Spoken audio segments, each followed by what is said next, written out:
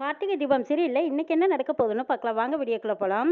அப்பாடா எப்படியோ துங்கா கிட்ட இருந்து தீபாவோட உயிரையும் அவங்களையும் காப்பாத்தியாச்சுன்னு நினச்சிக்கிட்டு சக்தி அந்த ஆட்டோக்கார் அண்ணாவோட ஹெல்ப்பை வச்சு அண்ணனே எப்படியோ மறுபடியும் ஆசிரமத்திலேயே கொண்டு விடுங்க அண்ணே அப்படின்னு கேட்குறாங்க சக்தி. வாமா போகலாம் அப்படின்னு சொல்லி கூட்டிகிட்டு போகிறாங்க ஆட்டோக்காரரு. ஆசிரமத்துக்கு போனதும் அண்ணே ஹெல்ப் பண்ணுங்கண்ணே, நான் போய் வீல் சேர் எடுத்துகிட்டு வரேன்னு சொல்லி வீல் சேர் எடுத்துகிட்டு வராங்க. அதில் தீபாவை உட்கார வச்சு ஆட்டோக்காரரும் சக்தியும் ரூம்குள்ளே கூட்டிகிட்டு போகிறாங்க.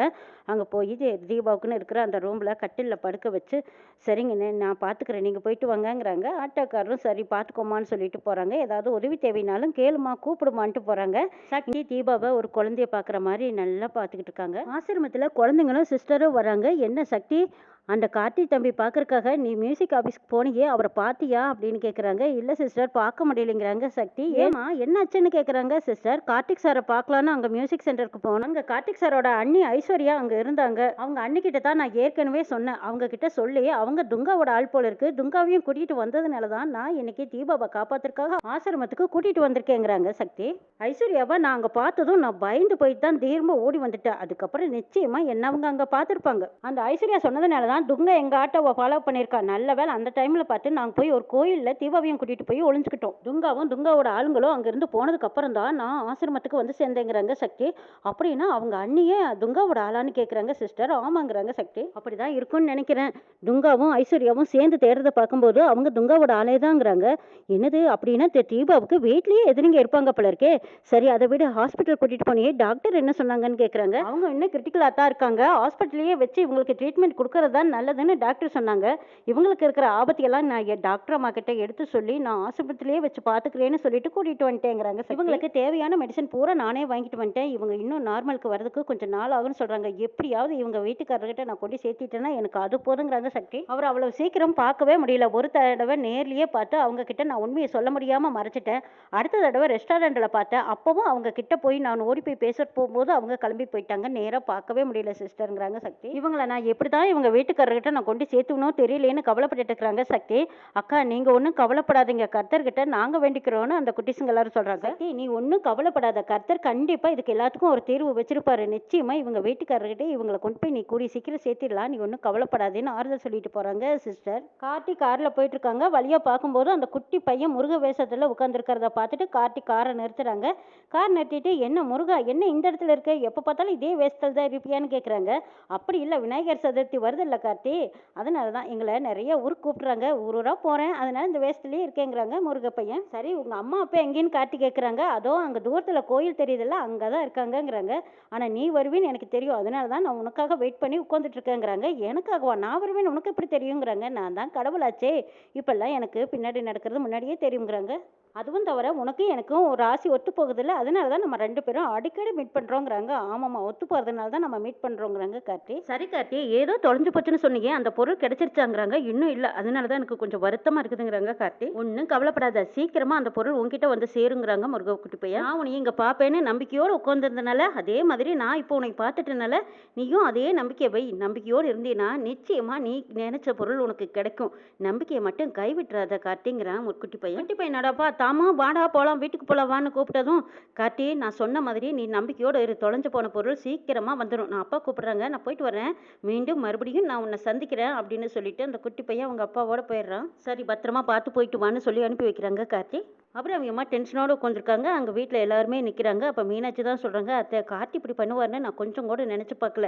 வீட்டில் இருக்கிறது தீபா இல்லைன்னு நம்மக்கிட்ட சொல்லியிருக்கணும்ல, சொல்லாத விட்டது தப்பு தானுங்கிறாங்க. இப்போவும் அத்தை பார்த்து கல்யாணம் பண்ணணும்னு சொன்னதுக்கப்புறம் தானே சொல்லியிருக்காரு, இல்லைன்னா இன்னும் நம்மளை எல்லாத்தையும் ஏமாற்றிக்கிட்டு இருந்திருப்பாருங்கிறாங்க ஐஸ்வர்யா. அம்மா கிட்ட உண்மை என்னங்கிற காரணத்தையும் சொல்லிட்டேன்ல, அப்புறம் எதுக்கு ஏமாற்றிட்டான் அப்படி இப்படின்னு எதோ சொல்லிட்டு இருக்க, நீ பேசாமல் அமைதியாக இருக்க மாட்டியா அப்படிங்கிறாங்க. அத்தையோட ஹெல்த் கண்டிஷனுக்கு தான் அப்படி சொன்னேன்னு சொன்னாங்கல்ல, அத்தை தான் குணமாகி வந்துட்டாங்கல்ல, அப்போவாவது உண்மையை சொல்ல வேண்டியதானுங்கிறாங்க ஐஸ்வர்யா. இப்போ அத்தைக்கு உண்மை தெரிஞ்சிருந்தோம் ஏதாவது இருந்தால் இப்போ என்ன பண்ணியிருப்பாருங்கிறாங்க ஐஸ்வர்யா. அதுதான் எதுவும் ஆகலையில்ல, நீ கொஞ்சம் பேசாமல் அமைதியை நில்லு. நீங்கள் 1000 தான் சொன்னாலும் கார்த்தி இந்த விஷயத்தில் செஞ்சது தப்பு தான். அத்தைக்கிட்டையாவது உண்மையை சொல்லியிருக்கலாமல்லங்கிறாங்க மீனாட்சி. அத்தைக்கிட்ட சொல்லாமல் விட்டது தப்பு தானுங்கிறாங்க மீனாட்சி. கார்த்தி எந்த ஒரு காரணம் இல்லாமல் யார்கிட்டையும் எதுக்காகவும் போய் பேச மாட்டான், நீ அமைதியாக இருங்கிறாங்க ஆனந்த். தீபாவை கூடிய சீக்கிரம் கண்டுபிடிச்சிடலாம், அதுக்கப்புறம் உண்மையை சொல்லலான்னு கூட அவன் இருந்திருக்கலாம்ல. இப்போ அம்மா பார்த்து கூடிய சீக்கிரம் கண்டிப்பாக கல்யாணத்தை பண்ணியே ஆகணும்னு ரொம்ப கண்டிப்பாக சொன்னதுனால தான் அவன் உண்மையை சொல்ல வேண்டியதாக போச்சு. வீட்டில் இருக்கிறது தீபா இல்லைங்கிறது நல்லாவே தெரிஞ்சது. அவள் பேச்சு உட நட இது எல்லாமே மாற்றமாக தான் இருந்துச்சு. அவளை பார்க்கும்போது சந்தேகமாகவும் இருந்துச்சுங்கிறாங்க மைதிலி. ஒரு அண்ணியா இருந்து இதையும் என்னால கவனிக்க முடிஞ்சது. ஆனா இத சொல்ல முடியாம நான் தயங்கிட்டேங்கிறாங்க மைதிலி. அத்தை நாங்க எல்லாரும் பேசிட்டு இருக்கோம். நீங்க மட்டும் பேசாம அமைதியா இருக்கிறீங்களே அது ஏன்னு கேக்குறாங்க ஐஸ்வர்யா. கார்த்தி ஏன் உண்மையை மறைச்சான்னு அதான் என்கிட்ட தெளிவா சொல்லிட்டானே. இப்ப அதை பத்தி பேசி எந்த பிரயோஜனம் இல்லைங்கிறாங்க அபிராமி. இப்போ வரைக்கும் என் மருமக தீபா எங்க இருக்கா எப்படி இருக்கா இதுதான் என் மனசுல ஓடிக்கிட்டு இருக்கிற கவலை. அவன் நல்லபடியா வீட்டுக்கு திரும்பி வரணும். இதை பத்தி இங்க இருக்கிற யாரும் எதுவும் பேச வேண்டாம். எல்லாருமா போய் அவங்க வேலையை பாருங்கன்னு சொன்னதுக்கு அப்புறமா எல்லாரும் அங்க இருந்து போயிடுறாங்க. அபிராமி அம்மா மட்டும் யோசிச்சுட்டே இருக்காங்க. கார்த்தி ரூம்ல கார்த்தி கிட்ட கீதா கேக்குறாங்க, சார் கடைசியில நான் நினைச்ச மாதிரியே நடந்துருச்சுல்ல. உங்க அம்மா சடங்கு செய்யறேன்னு கூட்டிட்டு போய் நம்ம 2 பேத்துக்கும் கல்யாணம் பண்ண ஏற்பாடு பண்ணிட்டாங்க பாத்தீங்கல்லங்கிறாங்க. அம்மா இப்படி பண்ணுவாங்கன்னு நான் எதிர்பார்க்கல. ஏதோ ஃபார்மாலிட்டிக்கு தான் என்ன கூப்பிடுறாங்கன்னு நான் நினைச்சேன். அம்மா இப்படி எல்லாம் செய்யக்கூடிய ஆளே கிடையாது. முத தடவை எங்க கல்யாணத்தை அம்மா பார்க்கல. 2வது தடவை என்னோட கல்யாணத்தை பார்க்கலான்னு நினைக்கும் போது அப்பவும் இந்த சுச்சுவேஷன் அமையாம போச்சு. எங்க கல்யாணத்தை எப்படியாவது பார்த்தணும்னு ஆசைப்பட்டாங்க. ஆனா அந்த ஆசை நடக்காம போச்சுங்கிறாங்க கார்த்தி. சார் நான் இங்க வந்ததுல இருந்து ஆண்டியை பார்த்துட்டு தான் இருக்கேன். உங்க மேல இருக்கிற பாசத்தினால தான் இப்படி செஞ்சாங்களே தவிர உங்க மனசுல எதுவுமே கிடையாது. கோயில்ல அவங்க செஞ்சதை நினைச்சு கோவமா தான் இருந்தேனே தவிர மற்றபடி எனக்கு எதுவுமே அவங்க பேர்ல வருத்தம் கிடையாதுங்கிறாங்க கீதா. கார்த்தி அவங்களுக்குன்னு தீபா எடுத்து கொடுத்த ஷர்ட்டை எடுத்து பார்க்குறாங்க. அந்த ஷர்ட்டை பார்க்கும்போது தீபா சொன்னதையெல்லாம் நினச்சி பார்க்குறாங்க. இந்தாங்கன்னு கொடுக்குறாங்க. என்னதுன்னு கேட்குறாங்க. விரிச்சு பாருங்கன்னு சொல்கிறாங்க. விரிச்சு பார்க்குறாங்க. ஷர்ட் அதுக்கு எனக்கு எடுத்தீங்கன்னு கேட்குறாங்க. ஏங்க நான் தான் உங்ககிட்ட சேலஞ்ச் பண்ணியிருந்தேன் இல்லைங்கிறாங்க. அப்படியா அப்படிங்கிறாங்க கார்த்தி. நான் நினச்ச மாதிரி நீங்கள் ஐ லவ் யூ சொன்னதுக்கு அப்புறமா இந்த ஷர்ட்டுக்கு மச்சா நானும் ஒரு சேரீ எடுத்திருக்கேன். 2 பேரும் ஒரே கலரில் ட்ரெஸ் பண்ணிக்கிட்டு சினிமா ஹோட்டல் பீச்சு இப்படி நிறைய இடங்களுக்கு சுற்றி பார்க்கணுங்க. இதுதாங்க என்னோட ஆசைன்னு தீபா அவங்க ஆசையை சொன்னதும் ஓ அப்போ நீங்கள் நினச்ச மாதிரி நான் சொல்லிடுவேன்னு நினச்சிக்கிட்டு நீங்கள் கான்ஃபிடண்ட்டாக இருக்கீங்க அப்படித்தானேங்கிறாங்க. ஆமாம் நான் நினச்ச மாதிரி நீங்கள் சொல்லத்தான் போகிறீங்கன்னு சொல்கிறாங்க.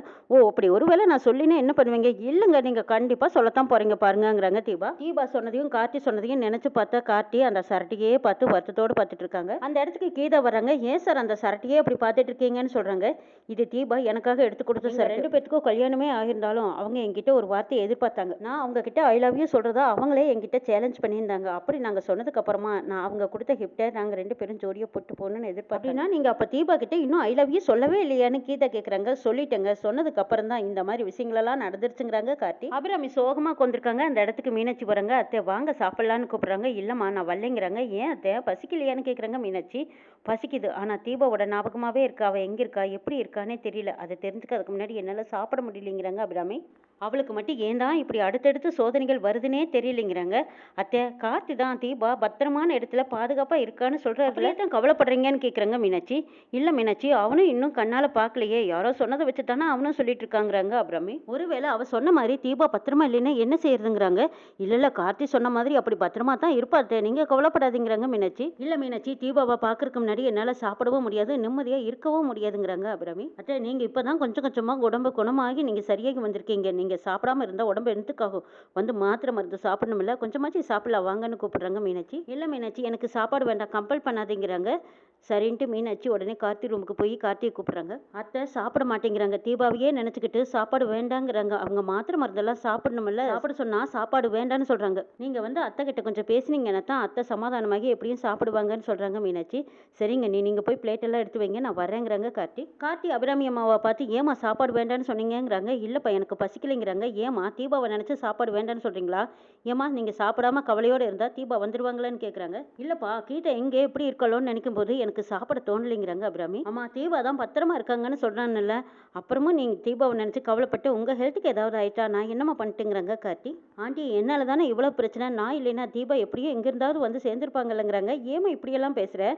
நான் தீபா இல்லையேங்கிற ஆதங்கத்தில் தான் பேசுகிறேங்கிறாங்க அபிராமி. அதுக்காக நான் உனக்கு துங்கா கிட்ட பழி கொடுக்க விரும்பலை. நீயும் நல்லா இருக்கணும் தீபாவும் நல்லா இருக்கணும். அம்மா தீபா சீக்கிரம் வந்துருவாங்க நீங்கள் சாப்பிடுங்க கவலைப்படாதீங்கன்னு சொல்கிறாங்க கார்த்தி. இல்லைப்பா கார்த்தி எனக்காகத்தான் அவள் கழுத்தில் கடந்த தாலியை கழட்டி வச்சா நல்லபடியாக வீட்டுக்கு வரணும். அதை நீ தான்ப்பா கூடிய சீக்கிரம் செய்யணுங்கிறாங்க. என் மேலே உங்களுக்கு நம்பிக்கை இருக்குல்லன்னு கார்த்தி கேட்குறாங்க. எப்பா கார்த்தி உன்னையும் நம்ப தான் நான் வேறு யாரும் நம்ப போகிறேங்கிறாங்க. அப்போ இந்தாங்க சாப்பிடுங்கிறாங்க. இல்லைப்பா எனக்கு இப்போ பசி இல்லை வேண்டவே வேண்டாங்கிறாங்க அபிராமி. நான் ஊட்டி விட்றேன் நீங்கள் சாப்பிட்டு தான் ஆகணும்னு கார்த்தி அபிராமி அம்மாவுக்கு ஊட்டி விட்றாங்க. வேறு மறுப்பு சொல்லாமல் பேசாமல் வாங்கி சாப்பிட்டுட்டு இருக்கிறாங்க அபிராமி. பக்கத்தில் சக்தி உட்காந்துருக்காங்க. அந்த இடத்துக்கு சிஸ்டர் குழந்தைங்களோட கூட்டிகிட்டு வர்றாங்க. என்ன சிஸ்டர் குழந்தைங்களை கூட்டிகிட்டு வந்திருக்கீங்கன்னு கேட்குறாங்க சக்தி. அது வேற ஒன்றும் இல்லைம்மா தீபா குணமாக இருக்காக கர்த்தர்கிட்ட குழந்தைங்களெல்லாம் தீபா பாடின பாட்டை பாடுறேன்னு சொன்னாங்க. அதான் கூட்டிகிட்டு வந்தேங்கிறாங்க. ரொம்ப நல்ல விஷயம். குழந்தையும் தெய்வமும் ஒன்னொன்னு சொல்லுவாங்க. தீபா பாடின பாட்டை பாடினாங்கன்னா ஒருவேளை அவங்களுக்கு நினைவு திரும்ப வாய்ப்பு இருக்குதுல்ல.